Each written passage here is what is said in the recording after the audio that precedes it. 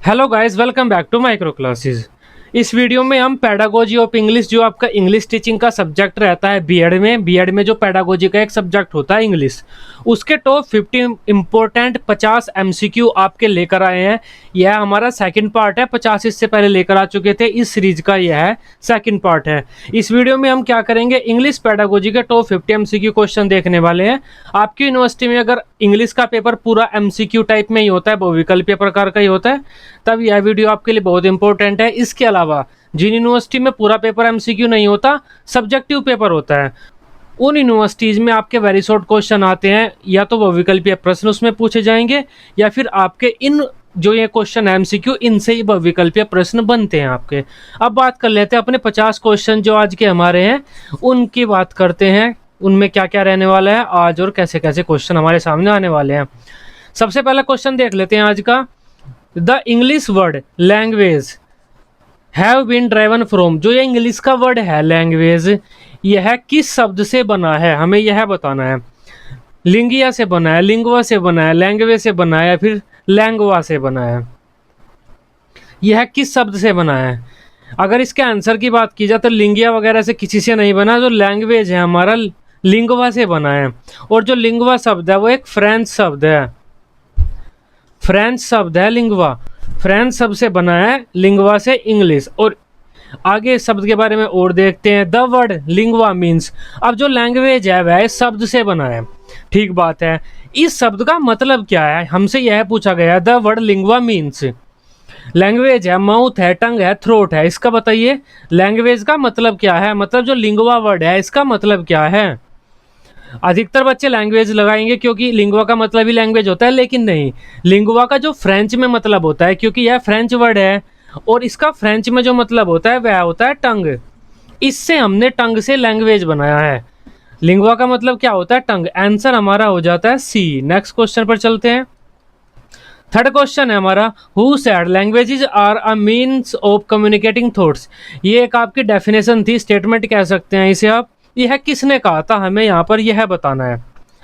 Sweet ने कहा है, वुडवर्थ ने कहा है, पियाजे ने कहा है, या फिर एलन ने कहा है। किसने कहा है languages are a means of communicating thoughts, आप बातचीत करने का या अपने विचारों के आदान प्रदान करने का एक माध्यम है लैंग्वेज। यह हमारा कहा है डी, एलन साहब ने। इसका आंसर हो जाता है डी। या इनका एक स्टेटमेंट है, इंपॉर्टेंट स्टेटमेंट है। नेक्स्ट क्वेश्चन देखते हैं। Which is a type of language, भाषा कई प्रकार की होती है, इसमें से कौन सी भाषा का प्रकार है वह हमें सेलेक्ट करना है। रिटन है, स्पोकन है, साइन है, कौन सा है, लिखित भाषा है, बोली हुई भाषा है, या फिर आपकी सांकेतिक भाषा है, या फिर यह सभी है। भाषा का कौन सा प्रकार है। अगर भाषा के प्रकारों की बात की जाए, भाषा के ये तीनों प्रकार होते हैं, तो तब हमारा सही उत्तर हो जाता है डी। आंसर इसका हमारा डी हो जाता है। नेक्स्ट क्वेश्चन की बात करते हैं। The phrase language is a system of systems, जब मैंने आपको अपनी रेगुलर क्लासेस में लैंग्वेज के विशेषताएं पढ़ाई थी, किसी भी भाषा की विशेषताएं, कैरेक्टरिस्टिक्स ऑफ लैंग्वेज, उसमें मैंने आपको बताया था लैंग्वेज इज अ सिस्टम। इसके साथ साथ ही language is a system of system, दोनों बातें मैंने आपको बताई थी। अब इस क्वेश्चन में पूछा गया language is a system of systems, इसका मतलब क्या है।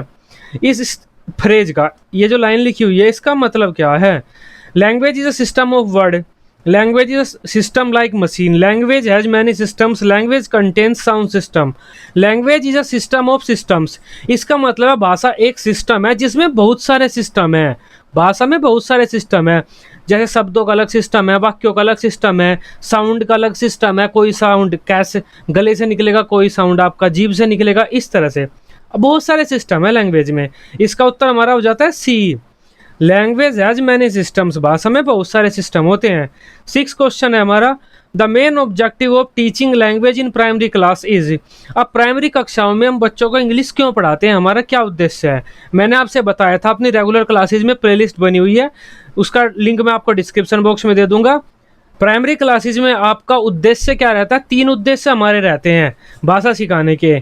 LSRW, सबसे पहला उद्देश्य तो हमारा यही रहता है, बच्चों को हमें क्या कराना है, वह सिखाना है भाषा के कौशल, listening, speaking, reading and writing. दूसरा उद्देश्य हमारा रहता है बच्चों की क्रिएटिविटी को पैदा करना, बच्चों में क्रिएटिविटी बढ़ाना, बच्चों की क्रिएटिविटी को बढ़ाना। थर्ड पॉइंट हमारा हो जाता है मोरल्स, बच्चों के जो नैतिक सिद्धांत वगैरह हैं, सामाजिकता, नैतिकता, सच बोलना वगैरह वगैरह, मोरल सिखाना उन्हें। 3 चीज होते हैं, भाषा के कौशलों का विकास करना, क्रिएटिविटी करना, बच्चों में सृजनात्मकता को पैदा करना और उन्हें सामाजिक मोरल सिखाना।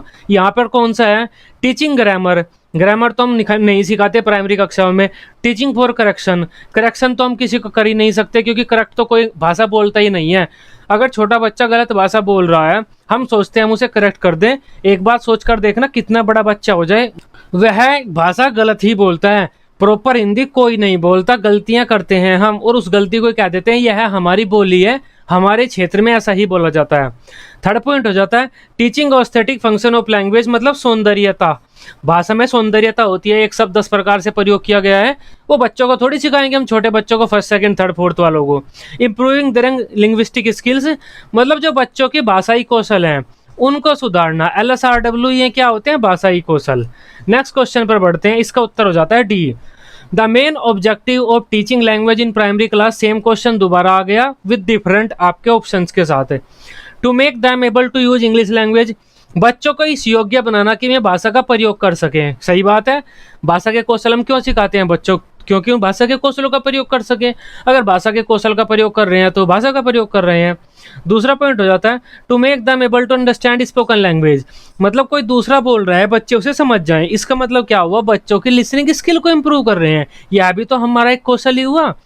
थर्ड पॉइंट है to enrich their active and passive vocabulary, यह तो बच्चों के साथ हमेशा ही रहता है कि जो बच्चों की वोकैबुलरी है वह तो हम छोटे से लेकर बड़े तक उनके सुधारने का प्रयास करते ही रहते हैं, यह तो बड़े भी अपनी वोकैबुलरी डे बाय डे सुधारते हैं। इसका मतलब क्या हो जाता है, हमारे सभी उत्तर सही हो जाते हैं। ये प्राइमरी क्लास में ये हमारे ऑब्जेक्टिव रहते हैं भाषा सिखाने के। नेक्स्ट क्वेश्चन देखते हैं, the meaning of semantic is, भाषा के कई पार्ट होते हैं, पार्ट कह सकते हैं आप। अब उसमें एक पार्ट होता है आपका सिमेंटिक, 4 पार्ट होते हैं, phonetic, morpheme, syntax, semantic. Phoneme, morpheme, syntax, semantic जो भी आप कहना चाहें। अब उसमें से पूछा गया सिमेंटिक का क्या मतलब होता है। Sentence should be meaningful, letter should be arranged in order, sentence should be grammatically correct, all of the above. कौन सा है, सेंटेंस शुड बी मीनिंगफुल, वाक्य अर्थपूर्ण होना चाहिए, यह उत्तर हो सकता है। Letter should be arrange in order, letters को हम एक ऑर्डर में अरेंज कर सकते हैं, यह आपका इससे संबंधित नहीं होता, यह आपका मॉर्फिम से संबंधित होता है। आप मॉर्फिम से कह सकते हैं, अदरवाइज यह कुछ नहीं होता।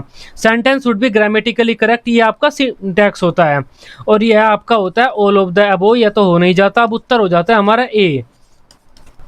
सिमेंटिक का मतलब होता है आप चाहे ग्रामर के अकॉर्डिंग कितनी गलतियां कर रहे हो भाषा को बोलते टाइम, लेकिन जब आप भाषा बोल रहे हैं अगर सामने वाला समझ गया, इसका मतलब है वह भाषा सही है आपकी।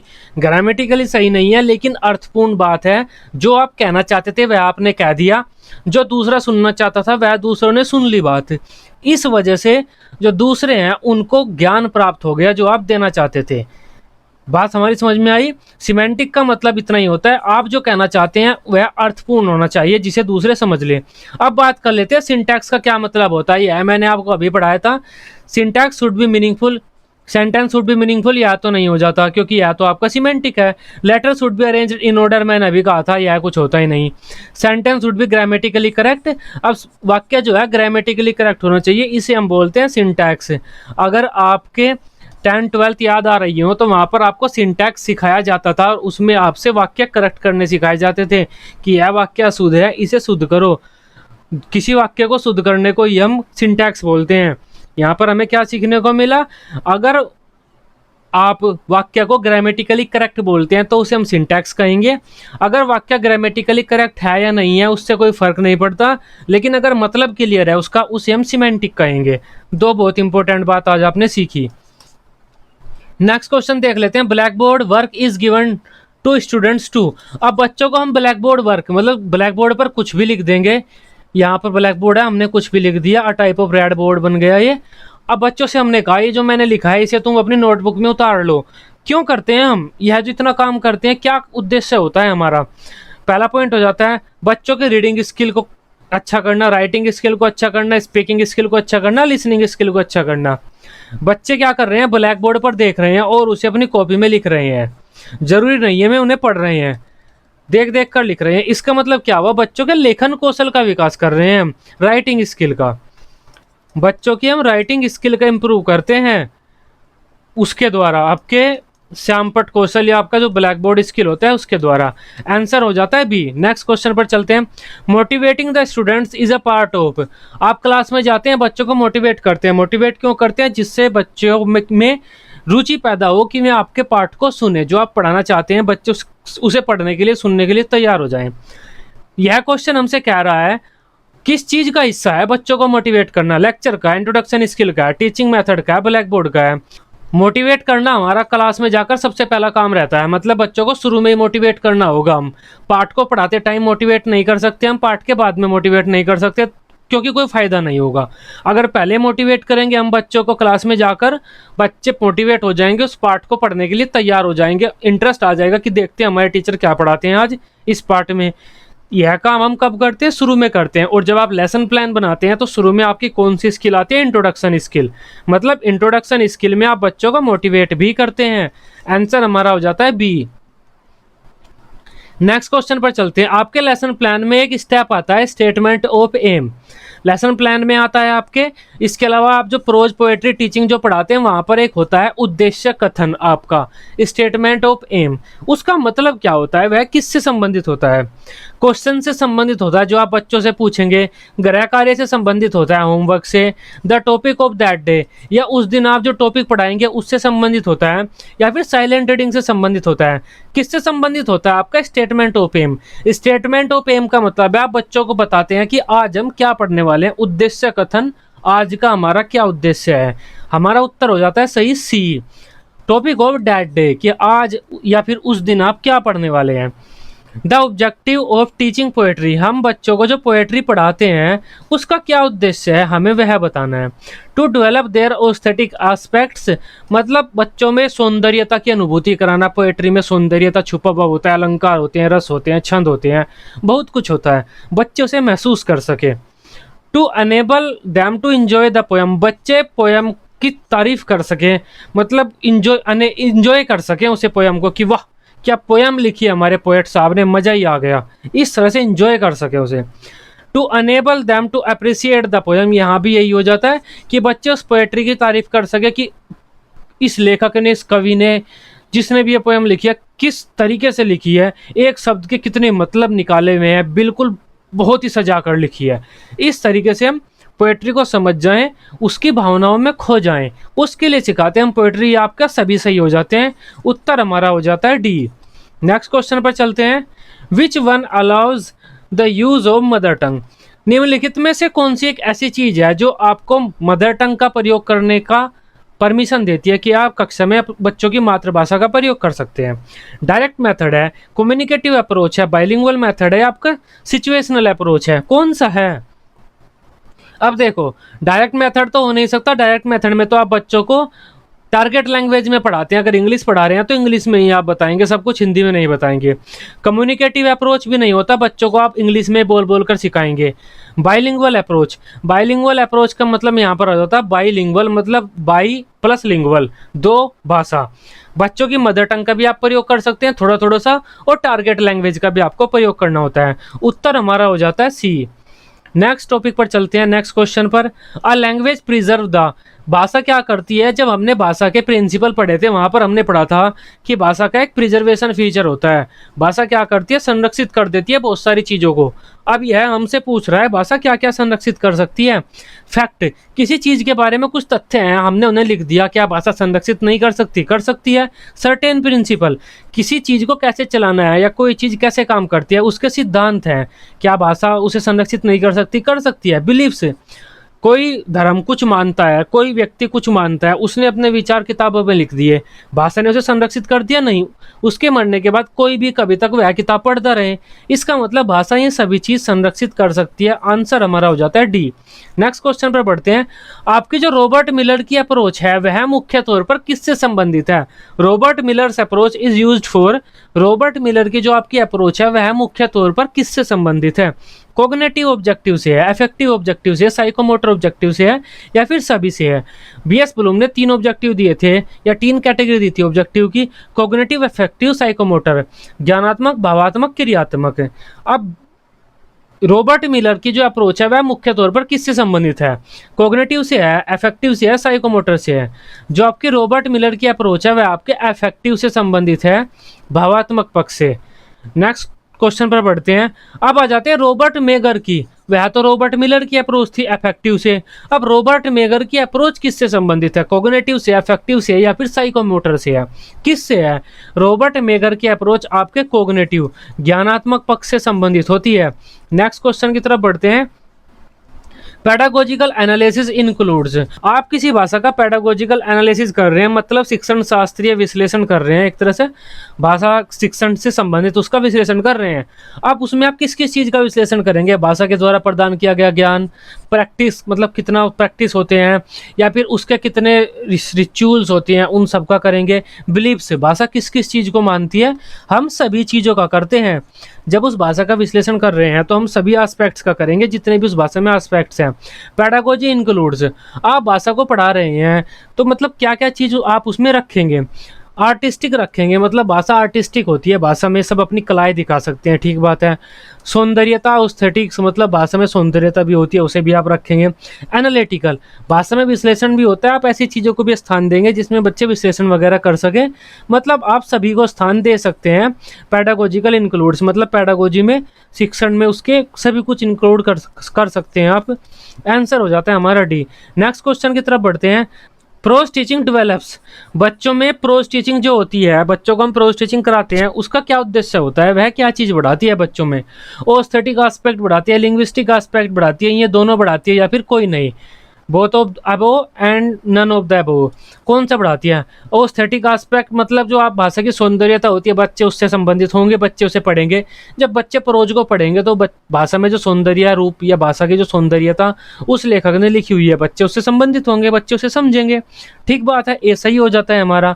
लिंग्विस्टिक एस्पेक्ट, लिंग्विस्टिक मतलब भाषा का जो भाषाई एस्पेक्ट है, बच्चे भाषा को ही सीखेंगे, दोनों काम करेंगे ना बच्चे। सौंदर्यता से सब संबंधित होंगे, सौंदर्यता भी सीखेंगे भाषा की, लिंग्विस्टिक एस्पेक्ट भी सीखेंगे। सी हमारा सही हो जाता है। नेक्स्ट क्वेश्चन की तरफ बढ़ते हैं। नेक्स्ट क्वेश्चन की तरफ बढ़ते हैं। The main method of pros teaching, बच्चों को आप प्रोज टीचिंग करा रहे हैं, इनमें से कौन सा एक मेन तरीका रहने वाला है? बाय सिंगिंग, देखो कविता को तो आप गाते हैं, प्रोज को तो कोई नहीं गाता। बाय लिसनिंग, अब भाषा सुन सकते हैं, यह बात हो सकती है कि बच्चे प्रोज को सुन सुनकर सीख सकते हैं। टीचर चैप्टर पढ़ा रहा है, टीचर उसे बोल रहा है, बच्चे सुन रहे हैं, तो बच्चे उस चैप्टर को समझ सकते हैं। बाय लिसनिंग एंड रीडिंग, ये आपको पूरा सही हो जाता है।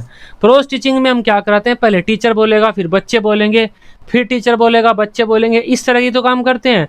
बच्चे क्या कर रहे हैं? बोल रहे हैं और सुन रहे हैं। बाय रीडिंग एंड राइटिंग, चीज़ों को पढ़ रहे हैं और सुन रहे हैं, इस तरीके से ही पढ़ रहे हैं वे और सुन रहे हैं। पढ़ने और सुनने को ही हम कह देते हैं आपका रीडिंग एंड लिसनिंग, और यही आपका हमारा सही उत्तर हो जाता है। प्रोज कैसे सुनते हैं हम या फिर समझते हैं?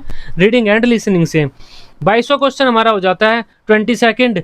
The main method of pros teaching is, same question आपका विद डिफरेंट आपके ऑप्शन के साथ। प्रोज टीचिंग के बहुत सारे मेथड होते हैं, इनमें से आपका मेन मेथड क्या रहने वाला है? ट्रांसलेशन है, ट्रांसलेशन मेथड प्रोज टीचिंग का है, हमने पढ़ा है। ट्रांसलेशन मेथड के द्वारा हम प्रोज टीचिंग करा सकते हैं।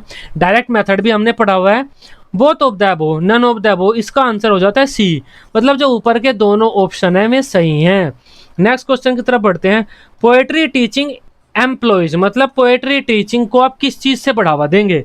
ऑप्शन पढ़ लेते हैं। साइलेंट रीडिंग के द्वारा बढ़ावा देंगे, इमिटेशन रीडिंग के द्वारा बढ़ावा देंगे, मॉडल रीडिंग के द्वारा बढ़ावा देंगे, या फिर सभी के द्वारा बढ़ावा देंगे। पोएट्री टीचिंग आप बच्चों को पढ़ा रहे हैं, बढ़ावा एनफोर्स उसे कैसे करेंगे? एम्प्लॉय कैसे करेंगे उसे? साइलेंट रीडिंग भी हम पोएट्री टीचिंग में करते हैं, इमिटेशन रीडिंग भी करते हैं, मॉडल रीडिंग भी करते हैं। अगर आपने पोएट्री टीचिंग की क्लास नहीं देखी, आप जाकर देख सकते हैं, लिंक उसका डिस्क्रिप्शन बॉक्स में है, इंग्लिश की प्लेलिस्ट का, वहाँ पर आपको मिल जाएगी। आंसर हमारा हो जाता है डी, सी नहीं, इसका आंसर डी है। हम यह सब काम कर सकते हैं पोएट्री टीचिंग में। The objective of composition is the, composition का मेन ऑब्जेक्टिव क्या है? रिटन स्पीड है, बच्चों की जो रिटन स्पीड बढ़ा सकते हैं हम। अब कंपोजिशन क्या है? हम बच्चों को क्या करा रहे हैं? आपके एस्से लिखना सिखा रहे हैं, एप्लीकेशन लिखना सिखा रहे हैं, लेटर लिखना सिखा रहे हैं, उसे हम बोलते हैं कंपोजिशन। कंपोजिशन मतलब कुछ बनाना। अब कंपोजिशन बच्चों को क्यों सिखाते हैं हम? रिटन स्पीड, बढ़ाने के लिए बच्चों की रिटर्न स्पीड बढ़ सकती है, ठीक बात है, बच्चे लिख रहे हैं, लिखने से स्पीड तो बढ़ेगी ना। सेकंड ऑप्शन है हमारा करेक्ट प्रोनाउंसिएशन, बच्चे उसे लिख रहे हैं, पढ़ेंगे, पढ़कर दूसरे को सुनाएंगे, या कंपोजिशन आपको कोई दूसरा लिखकर भेजेगा, उसे आप पढ़ेंगे तो प्रोनाउंसिएशन आपकी सही होगी। कम्युनिकेशन भी आपका सही होगा, क्योंकि भाषा का प्रयोग कर रहे हैं आप, भाषा का जैसे आप प्रयोग करते हैं कम्युनिकेशन तो उसमें अपने आप हो जाता है। इसका मतलब हो जाता है आंसर हमारे हो जाते हैं D, all of the above. 25th question है the evaluation is child centred, जो आपका मूल्यांकन होता है उसका केंद्र क्या होता है? चाइल्ड सेंटर्ड होता है, टीचर सेंटर्ड होता है, एक्टिविटी सेंटर्ड होता है, ऑब्जेक्टिव सेंटर्ड होता है। देखो चाइल्ड सेंटर्ड आपका होता है मेथड, चाइल्ड सेंटर्ड आपका मेथड होता है। टीचर सेंटर्ड आपका क्या होता है? मुख्य तौर पर अगर हम कहें टीचर सेंटर्ड आप असेसमेंट को बोल सकते हैं, अदरवाइज ऐसा मेन टीचर सेंटर्ड कुछ नहीं होता। एक्टिविटी सेंटर्ड आपकी एक्टिविटी खुद अपने आप सेंटर्ड होती हैं। अब बात कर लेते हैं आपकी ऑब्जेक्टिव्स, मतलब जो इवैल्यूएशन है, मूल्यांकन, वो ऑब्जेक्टिव सेंटर्ड होता है। आप बच्चों का जब मूल्यांकन करते हैं तो उद्देश्य देखते हैं, हमारी शिक्षा के क्या उद्देश्य हैं। अच्छा, बच्चों को हिंदी बोलनी आनी चाहिए। अब हम बच्चों को देखेंगे, बच्चे हिंदी बोलते हैं तो अच्छी बात है, नहीं बोलते तो गलत बात है।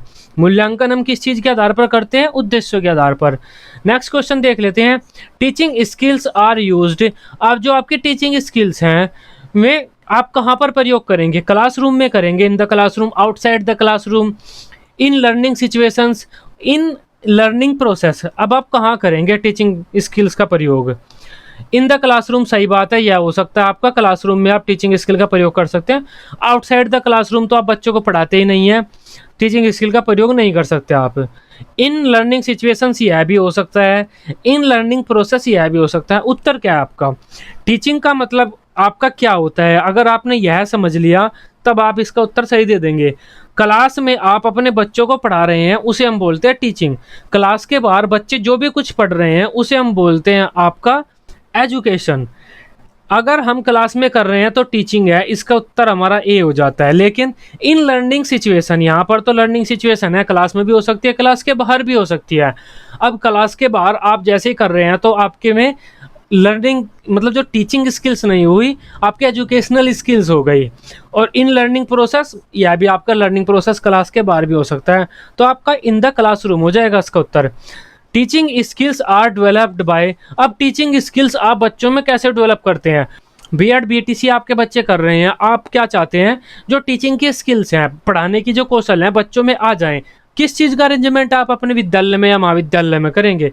मैक्रो टीचिंग का करेंगे, माइक्रो टीचिंग का करेंगे, सिमुलेशन का करेंगे, इंटर्नशिप का करेंगे? हमने आपको माइक्रो टीचिंग पढ़ाई थी और माइक्रो टीचिंग में आपको स्किल्स पढ़ाई थी। उत्तर हमारा हो जाता है बी। माइक्रो टीचिंग के द्वारा आप बच्चों में स्किल्स को पैदा करते हैं, बच्चों को सिखाते हैं स्किल्स क्या होती हैं। अगर बच्चों ने सीख ली तब बच्चे उन स्किल की प्रैक्टिस करते हैं। प्रैक्टिस किस चीज़ में करते हैं? मैक्रो टीचिंग में करेंगे पहले, सिमुलेशन में करेंगे और इंटर्नशिप में करेंगे। इन तीनों चीज़ में बच्चे प्रैक्टिस करेंगे। लेकिन माइक्रो टीचिंग आपकी मेन हो जाती है, जिसमें हम बच्चों को जो आपके टीचिंग स्किल्स है उन्हें बताते हैं क्या होती है, हमें सिखाते हैं बच्चों को। नेक्स्ट क्वेश्चन हो जाता है हमारा द स्किल्स टेक। जो आपके कौशल हैं, भाषाई कौशल हैं, इसके अलावा दूसरे कौशल हैं, क्या चीज़ लगती है उन्हें सीखने में? टाइम एंड प्रैक्टिस, टाइम लगेगा और प्रैक्टिस लगेगी। Money and health, time and money, money and practice, क्या चीज़ लगेगा? कौशल। मान लीजिए आपको भाषा को बोलना सीखना है या फिर आपको स्विमिंग सीखनी है, तैरना सीखना है, तब आपको क्या क्या करना पड़ेगा?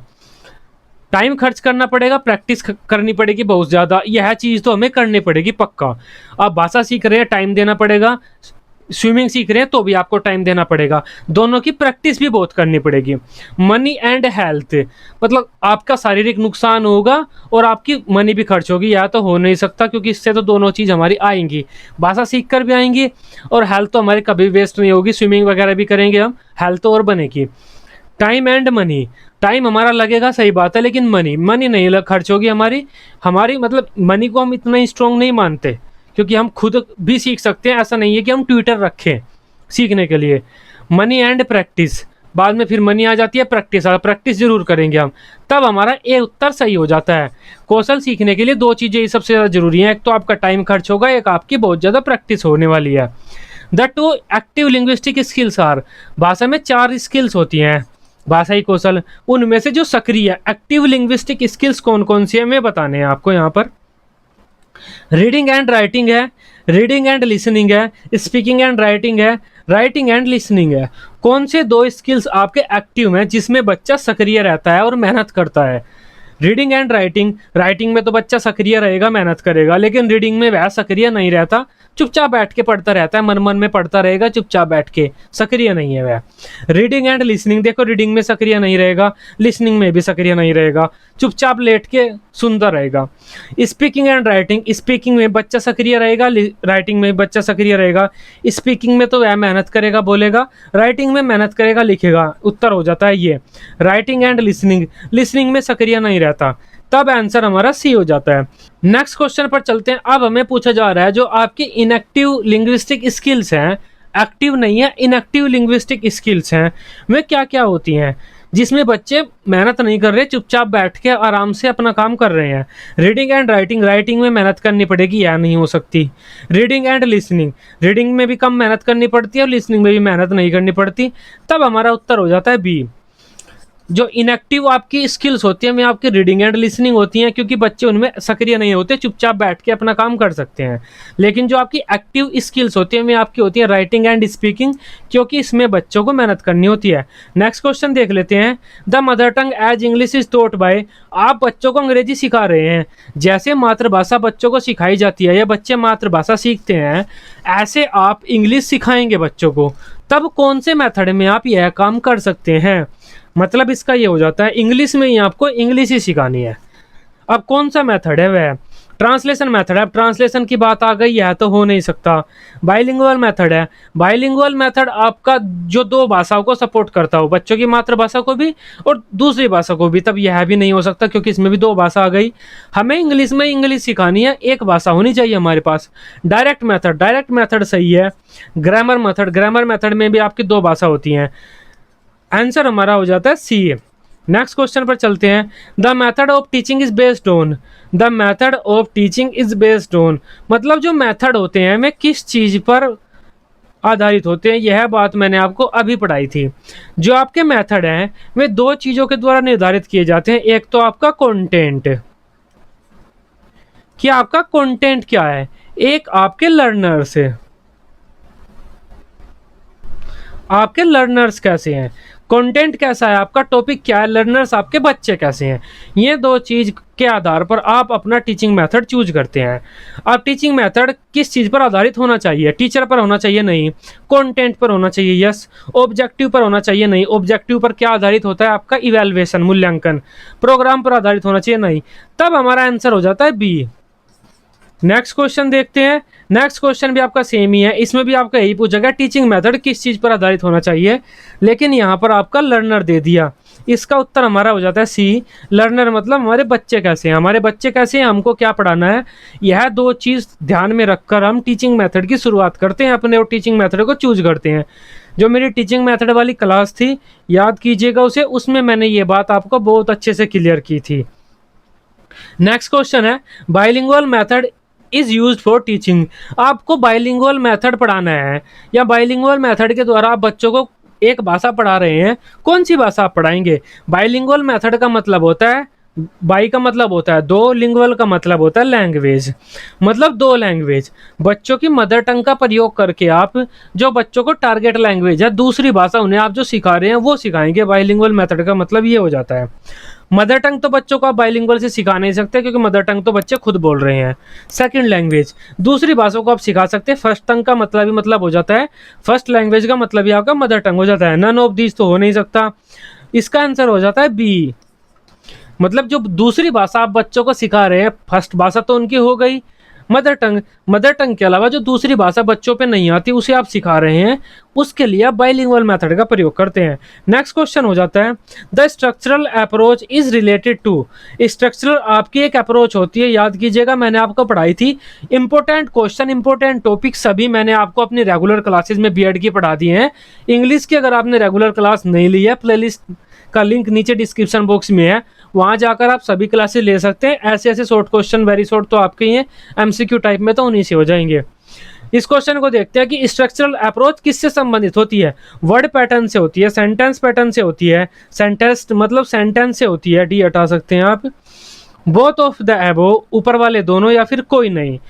जो स्ट्रक्चरल अप्रोच है, स्ट्रक्चर किससे संबंधित होती है? शब्दों की भी अपनी स्ट्रक्चर होती है, वाक्यों की भी अपनी स्ट्रक्चर होती है। इसका मतलब आंसर हमारा हो जाता है सी, क्योंकि शब्दों की खुद की अपनी स्ट्रक्चर होती है, वाक्यों की खुद की अपनी स्ट्रक्चर होती है, और हम बच्चों के स्ट्रक्चरल अप्रोच में स्ट्रक्चर ही सिखाते हैं भाषा की, तब इन दोनों की स्ट्रक्चर हम सिखाएंगे, शब्दों की भी वाक्य की भी। उत्तर हमारा सी हो जाता है।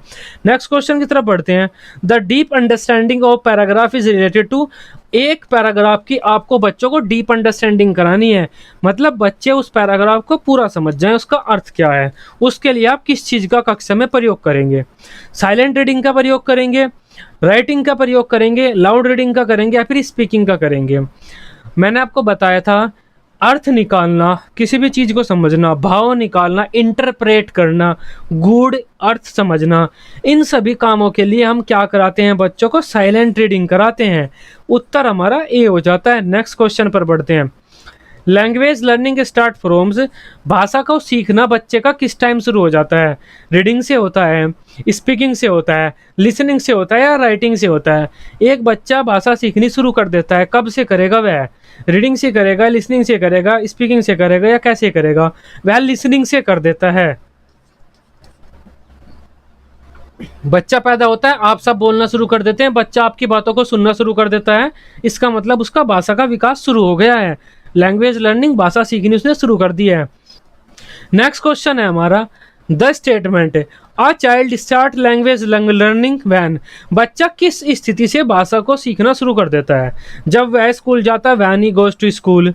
ही स्टार्ट्स टॉकिंग, जब वह बात करना सीखता है। ही स्टार्ट्स वॉकिंग, जब वह चलना सीखता है, या फिर जब वह पैदा होता है? इसका उत्तर आपका डी हो जाता है। बच्चा पैदा होने के बाद ही सुनना शुरू कर देता है, और सुनने के साथ ही वह भाषा सीखना शुरू कर देता है। जब स्कूल में जाता है वह, तब तक तो भाषा आ जाती है, उस पर भाषा बोलने लगता है वह। ही स्टार्ट्स टॉकिंग, जब वह दूसरों से बात करता है, भाषा उससे पहले वह सीख चुका है, भाषा सीख चुका है, जब तो वह बात कर रहा है दूसरों से। अगर वह भाषा उसने सीखी ही नहीं, बात कैसे कर लेगा? यह क्वेश्चन भी आपका, यह आंसर भी गलत हो जाता है। स्टार्ट्स वॉकिंग, जब वह चलना शुरू कर देता है, यह तो पूरा गलत हो जाता है, क्योंकि चलने से पहले ही बच्चा बोलना शुरू कर देता है, आपका माँ, बाप, पापा, मम्मी, ऐसे ऐसे शब्द बोलना शुरू कर देता है। उत्तर हमारा डी हो जाता है। बच्चा पैदा होते ही सुनना शुरू कर देता है, और उसके साथ ही उसका भाषिक विकास शुरू हो जाता है। The method of teaching punctuation, बच्चों को आप पंक्चुएशन सिखा रहे हैं, comma, full stop, inverted comma, ये सारी चीज़ें लगाना बच्चों को आप सिखा रहे हैं। इसके लिए मतलब किस विधि का प्रयोग करेंगे, कैसे सिखाएंगे? लिमिटेशंस के द्वारा सिखाएंगे, फोनेटिक के द्वारा, या फिर आपका सब्सिडरी के द्वारा सिखाएंगे? हम पंक्चुएशन में सब कुछ प्रयोग करते हैं, जितनी भी चीज़ें हमें मिल जाएं सब का प्रयोग करेंगे। आंसर हमारा डी हो जाता है। नेक्स्ट क्वेश्चन की तरफ बढ़ते हैं। एजुकेशनल रेडियो इज, जो आप रेडियो क्लास में लेकर आते हैं उसे हम एजुकेशनल रेडियो बोलते हैं। उस रेडियो मतलब है क्या वो रेडियो? प्रिंटेड मीडिया है, विजुअल एड है, ऑडियो एड है, ऑल ऑफ दीज है। ये आपका होमवर्क हो जाता है। क्वेश्चन नंबर आपका 40, कमेंट बॉक्स में कमेंट कीजिए, जरूर अभी कीजिए। नेक्स्ट क्वेश्चन पर आगे बढ़ेंगे, करो कमेंट अभी। यह मैंने आपको लास्ट वीडियो में बताया था इनके बारे में अभी, कि रेडियो क्या होता है, ये क्या होता है। टीचिंग एड इतना आसान है, क्लास में आप रेडियो लेकर आए हैं, कैसे प्रयोग करेंगे उसका? प्रिंटेड मीडिया के रूप में यूज करेंगे, विजुअल एड के रूप में यूज करेंगे, ऑडियो एड्स के रूप में यूज करेंगे, या फिर सभी तरीके से कर सकते हैं। क्वेश्चन नंबर 40 आपका टेस्ट समझ लीजिए, होमवर्क समझ लीजिए, कमेंट करो, अभी वो काफ़ी टाइम दे दिया मैंने। क्वेश्चन नंबर 41 पर चलते हैं। टेलीविजन इज, टेलीविजन क्या है? ऑडियो एड है, विजुअल एड है, या फिर ऑडियो विजुअल एड है? इसका मैं बता देता हूँ आपको, ऑडियो विजुअल एड्स है, क्योंकि टेलीविजन को बच्चे देखते भी हैं, सुनते भी हैं। आंसर हमारा सी हो जाता है। नेक्स्ट क्वेश्चन की तरफ बढ़ते हैं। आप प्रोजेक्टर में भी कंसिडर्ड, आप एक प्रोजेक्टर लेके आए क्लास में, कोई भी एलईडी प्रोजेक्टर वगैरह, ओवरहेड प्रोजेक्टर वगैरह, कोई भी प्रोजेक्टर आप लेके आए, उसे आप क्या कहेंगे? मॉडल कहेंगे, ऑडियो विजुअल एड्स कहेंगे, ऑडियो एड्स कहेंगे, या फिर प्रोजेक्टेड एड्स कहेंगे? अगर आंसर की बात की जाए, आप देख सकते हैं प्रोजेक्टर और ये प्रोजेक्टेड दोनों आपस में मैच कर रहे हैं। उत्तर हमारा हो जाता है डी। नेक्स्ट क्वेश्चन पर बढ़ते हैं। प्रोजेक्टर का मतलब होता है आपका प्रोजेक्टेड, मतलब प्रोजेक्टेड में हम प्रक्षेपण करते हैं, प्रोजेक्ट करते हैं किसी चीज़ को। नेक्स्ट क्वेश्चन पर बढ़ते हैं। The remedial teaching is related with, remedial teaching आप बच्चों की करा रहे हैं, वह किससे संबंधित है? लर्निंग गैप से संबंधित है, लर्नर्स परफॉर्मेंस से संबंधित है, द इवैल्यूएशन से संबंधित है, ऑब्जेक्टिव से संबंधित है? रेमेडियल टीचिंग का क्या मतलब होता है? रेमेडियल टीचिंग बच्चों का आप पहला तो देखते हैं बच्चों पे क्या चीज़ नहीं आई, क्या टॉपिक बच्चे नहीं जानते, उसके बाद आप रेमेडियल टीचिंग करते हैं जिससे बच्चे उस टॉपिक को सीख लें। फर्स्ट पॉइंट है हमारा लर्निंग गैप। लर्निंग गैप का मतलब हो जाता है बच्चों के जो सीखने में जगह रह गई है, कमियां रह गई हैं, उन्हें भरने के लिए ठीक बात हो जाता है रेमेडियल टीचिंग। जो बच्चों के सीखने में कमियां रह गई हैं उन्हें सही करने के लिए होता है। लर्नर्स परफॉर्मेंस, लर्नर्स परफॉर्मेंस के लिए होता है रिलेटेड विद बच्चों की जो परफॉर्मेंस कैसी चल रही है। इसके साथ तो आपका अचीवमेंट टेस्ट जाता है। अचीवमेंट टेस्ट का हमारा मतलब होता है बच्चों की क्या परफॉर्मेंस है, कितना उन्होंने सीखा है, उसे के लिए हम अचीवमेंट टेस्ट लेते हैं। रेमेडियल टीचिंग नहीं होता। इवैल्यूएशन और ऑब्जेक्टिव ये तो आपके रहने देते हैं, ये तो आपका कुछ होता ही नहीं। आंसर हमारा ए हो जाता है।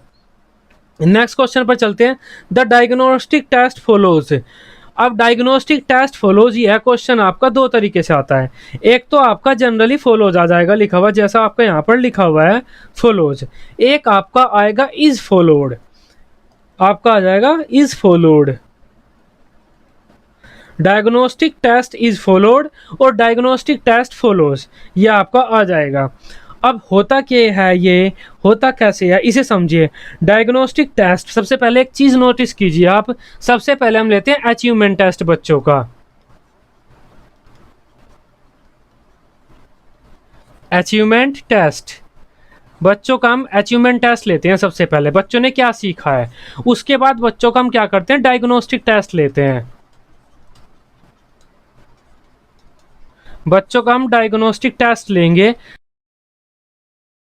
सेकंड पॉइंट पर हम लेते हैं बच्चों ने क्या चीज नहीं सीखा है, उसे जानते हैं बच्चों ने क्या चीज नहीं सीखा है, उसके लिए हम क्या लेते हैं, डायग्नोस्टिक टेस्ट। अब डायग्नोस्टिक टेस्ट के बाद थर्ड पॉइंट पर हम क्या लेते हैं, हम लेते हैं आपका रेमेडियल टीचिंग। रेमेडियल टीचिंग, देखो बच्चों ने क्या सीखा है हमने यहाँ पर सीख लिया। अब बच्चों पे क्या नहीं आता वो हमने डायग्नोस्टिक टेस्ट में पता कर लिया। अब जो नहीं आता उसके इलाज के लिए हम रेमेडियल टीचिंग करते हैं। इतना हम काम करते हैं। अब ये पूछा है कि diagnostic test follows, diagnostic test हमारा बीच में आता है। अगर क्वेश्चन आपका ये आता है diagnostic test follows, diagnostic test किसका अनुसरण करता है, मतलब डायग्नोस्टिक टेस्ट के बाद क्या चीज़ आती है। अगर डायग्नोस्टिक टेस्ट के बाद कोई चीज आती है उसे हम कहते हैं रेमेडियल टीचिंग, तब डायग्नोस्टिक टेस्ट फॉलोज इसका मतलब हो जाता है हमारा बी इसका आंसर। लेकिन diagnostic test is followed, diagnostic test किसके बाद आता है, इज फॉलोड। किसका पीछा करता है डायग्नोस्टिक टेस्ट, तो वह करता है अचीवमेंट टेस्ट का। अगर इज फॉलोड आए तब उत्तर आपका अचीवमेंट टेस्ट होगा, अगर आपका खाली फॉलो जाए तब उत्तर आपका रेमेडियल टीचिंग होगा। नेक्स्ट क्वेश्चन की तरफ बढ़ते हैं। 45th क्वेश्चन आपका 45वां प्रश्न है। द इवेल्युएशन टूल्स आर, मूल्यांकन करने के तरीके कौन कौन से। एग्जामिनेशन कर सकते हैं आप, बच्चों का इंटरव्यू ले सकते हैं, एनेक्डोटल रिकॉर्ड्स भी हैं, ये सभी मैंने आपको पढ़ाए हुए हैं। आंसर आपका डी हो जाता है। नेक्स्ट क्वेश्चन पर चलते हैं। CCE मैंने आपको पढ़ाया था, कंटिन्यूअस एंड कॉम्प्रिहेंसिव इवैल्यूएशन।